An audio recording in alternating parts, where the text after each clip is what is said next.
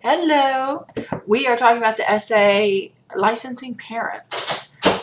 I was gonna say his name. It's French Lafayette. I don't know how to pronounce it, so I'm just going to skip saying his name. All right. So our question. This is going to be one of the shorter lecture videos.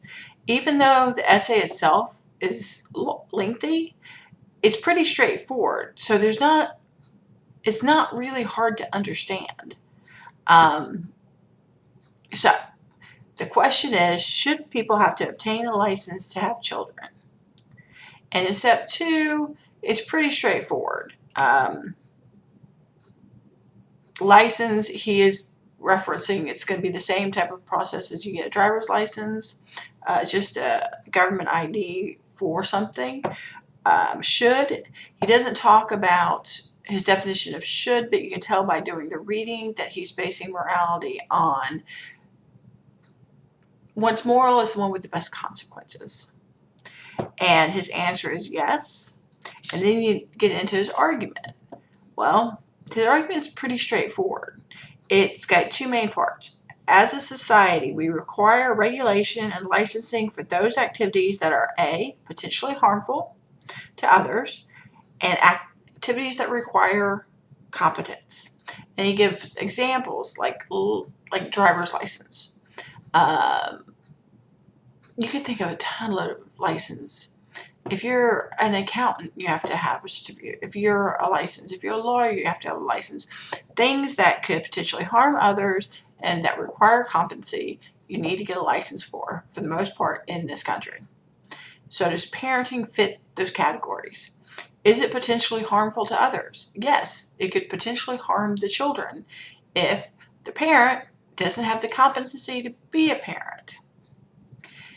Potentially harmful here for parenting. He is making a very specific definition. He is not trying to weed out parents who wouldn't make great parents. He's not even weeding out bad, not so great parenting. What he wants to weed out are those that are parents that would be psychologically and physically harmful to their children. And there's the potential for parents to abuse children, which we see in the news, unfortunately, all the time. Children who there's one in New Jersey where they left the child in the closet her entire life. And I think they eventually found her when she was 6 or 7. And they would just feed her through the door. You hear these stories and you just, but the people he's trying to weed out are the people who would be physically and abusive to their children. He's not trying to make comments on what's a good parent and what's a bad parent. He just wants to weed out people who would test as psychologically and physically harmful. So he would be suggesting you take a psych exam, basically, and he's suggesting that you can find, not perfectly, he doesn't say this is perfect, he doesn't say he's going to weed out everybody, but it will catch and weed out some of the most possibly people who are psychologically abusive, physically abusive, to weed them out so they can't have kids. And let's say you go for the license, you fail. What he would recommend is you try again, just like a driver's license. If being a parent is important, you go to therapy, you try to fix your issues, you come back and try again. So this is really the whole point of his argument. We require licensing for those activities that are harmful to other people and that require competency. Parenting fits that category. So we should require a license for parents. It is pretty straightforward. For our flaw to the argument, he actually has them listed in categories. So you have the theoretical objections. We're going to go over the first one.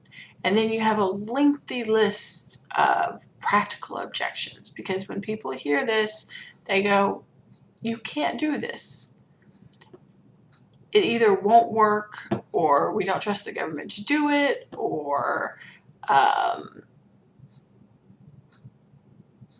are you even going to do it? How are you going to set it up? Are you going to have parenting offices? Are you going to, there are a lot, and we're not going to go for this checklist into all the practical objections. I picked the first theoretical objection for the flaw. And the flaw here is saying, you know what? People have a right to have children. And it's a human right to have children, and the government has nothing to do with it. That's the first theoretical flaw mentioned in the essay. You should read all the other flaws, but for the checklist for this class, this is the one we're using. Now, if we have a right to have children, then the government has no right. If it's a human right, then it shouldn't be meddled with. And then he's going to come back and he's going to reply to this. And he's going to say, you know what? There are a lot of things that are rights, human rights in our world. And that doesn't mean they can't be limited. That's a good word for it, limited. So think about it. Free speech. In our country, we have a human right to free speech. We have free speech. But just because we have free speech doesn't mean that it's not limited in certain circumstances. For example, I have the right to say what I want. I do not have the right to go into a movie theater and yell fire and incite a riot with my speech. I have free speech, but my free speech is limited, so I don't intentionally cause harm with my free speech. He's going to say the same thing applies to parenting. We have a right to have kids, but that right should be limited in the way that those that would physically or psychologically harm their children should not be allowed to have children.